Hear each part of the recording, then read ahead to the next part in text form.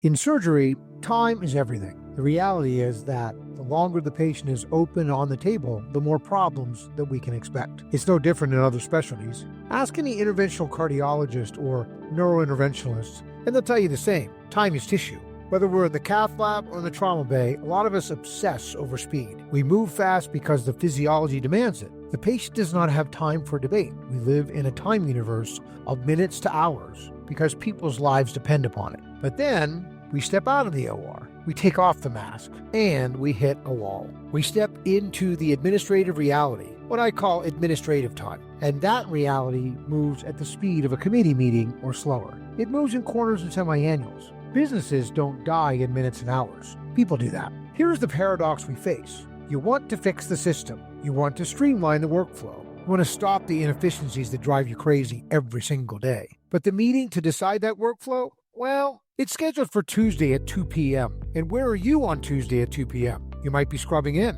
Could be in clinic seeing your 20th patient. Maybe you're rounding. You're covering nights this week and you're trying to get some sleep before your next shift. So once again, the meeting happens without you. The decisions get made by the people who are not caring for the patients. Then, fast forward a month later, you're handed a new policy that makes absolutely no sense. And you think, why didn't they ask me? Hi, I'm Dr. Kevin Halow. On today's episode of the ClinicianCore Podcast, we're going to talk about clinical communication failures. And we're not talking about dropped Wi-Fi signal. We're talking about the systemic silence that cuts physicians and clinicians out of the loop and the new way that we can break back in. In my last podcast, we discussed the idea of the silence between the cases. It's that sinking feeling when I write an order to discharge a patient and then dictate my note, then there is silence. I used the example of one of my patients in whom I had recently placed iliac stents for critical limb ischemia. The surgery went very well. Her outcome was excellent. But the post-operative visit, she said to me, I was so scared after I left the hospital. No one told me anything.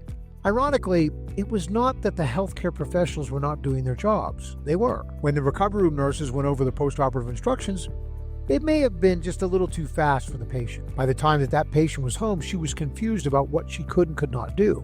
When the home healthcare nurse came in, the nurse did not have any notes or information as to what surgery was done and what should be expected in the post-operative period. The recovery room nurse did a post-op check by phone the next day, but the patient did not answer. The patient called her primary physician's office, but could only leave a voicemail and couldn't get an answer. So how was the patient's care? Well, we saved the limb, but did we treat the whole patient? Is the care team really a team that is reading all from the same page, or just a series of strangers doing tasks in isolation, separated by incompatible phone systems and faxes that nobody reads? This is an example of clinical communication failure, and it happens regularly. So, why is this so difficult to fix? After all, we live in 2026 and we have the technology. However, we have yet to apply it properly. As I'd mentioned previously, the core problem is a mismatch in reality. We as physicians and clinicians live in a different time universe than the administration. I know that seems crazy, but let me explain further. The hospital administration and the support staff run in synchronous time. If they have a question, they want you to call you and talk to you right now.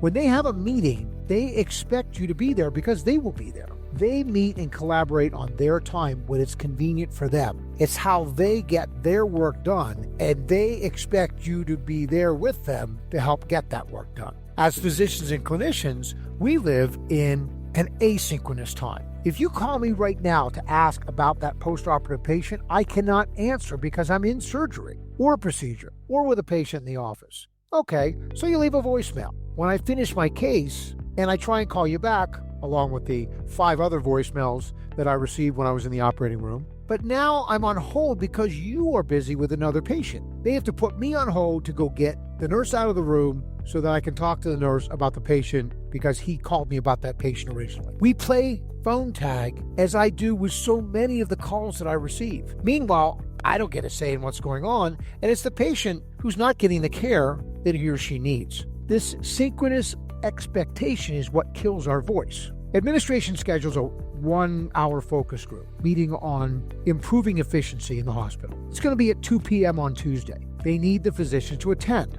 I sign up, but on that particular day, as would be expected at that time, I cannot attend the meeting even with Teams or Zoom because I have to run to the emergency room to help with a difficult airway in a patient who's coding. I have colleagues that want to go, but none can make it. One is in the office, another is post-call, still another is in the middle of procedures. So, because we can't be there in person, the system interprets our absence as disinterest. The prevailing thought is that, well, the doctors didn't show up, they must not care. And just like that, they made another rule without our input. This has been going on every day of every year in every hospital for decades. This is the source of burnout. Burnout does not come from working hard. Physicians and surgeons love working hard. Burnout is the feeling of powerlessness. It is seeing a barrier in your way and having no mechanism to remove it. So why do we have to leave our time universe of patient care to attend that meeting? Why can't that meeting come to us on our time when it's convenient for us?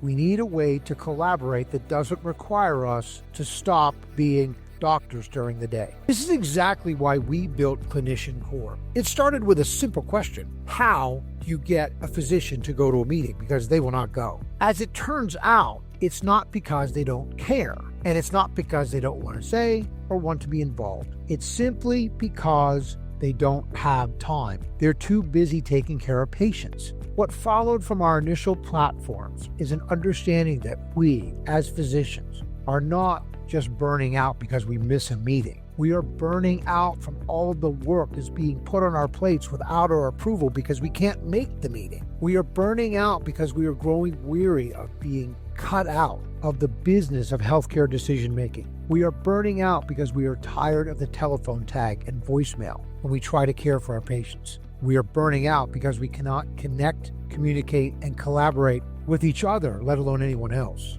We are burning out because we are increasingly isolated and disengaged. We built ClinicianCore to solve these complex problems by allowing physicians to reconnect and re-engage with each other and all of the healthcare professionals and administrators with whom they work, but on the physician's time, in their asynchronous time universe. ClinicianCore is built around the fundamental concept that physicians live in an asynchronous universe. Okay, let's try this again. Remember that Tuesday meeting at 2 p.m., the one where we were going to discuss efficiency and effectiveness? On the ClinicianCore network, that becomes an ongoing, private, asynchronous meeting that is held continuously over 2 weeks. Everyone has the opportunity to jump on with either video, audio, or text, listen to the input of others, and provide their own. Just like that, we now have collaboration and communication. Now, we are including physicians in the business of healthcare decision-making. Remember that patient who went home after iliac stenting? Instead of chasing voicemails,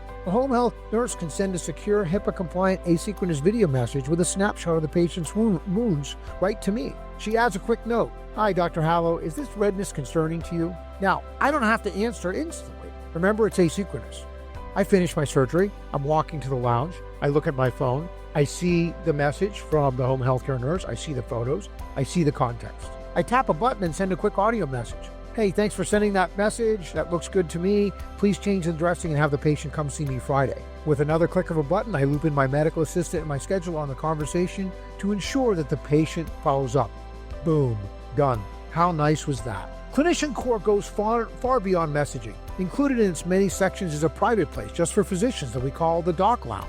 It's the virtual equivalent of a real doctor's lounge. We can actually talk to each other. It's a private, verified space where clinicians can reconnect, share wisdom, and reclaim the sense of community we lost. ClinicianCore is not just an app, it's a system fix. It's about proving that when you connect the physicians with the care team and the administration, the efficiency of patients' care takes care of itself, and the physician burnout goes away. It's time that we stop accepting that we can't change the system, that we can't stop physician burnout. It's time to stop accepting that your voice doesn't matter and that no one cares what you think. It's time to stop stressing and worrying, but you can never make a meeting, and because of that, you will never have an input. Most of all, it's time to stop running on the hamster wheel, just trying to keep up, only to fall more behind each and every day. At ClinicianCore, we are building the unified communication platform that puts physicians at the center of the healthcare communication hub. It's the communication tool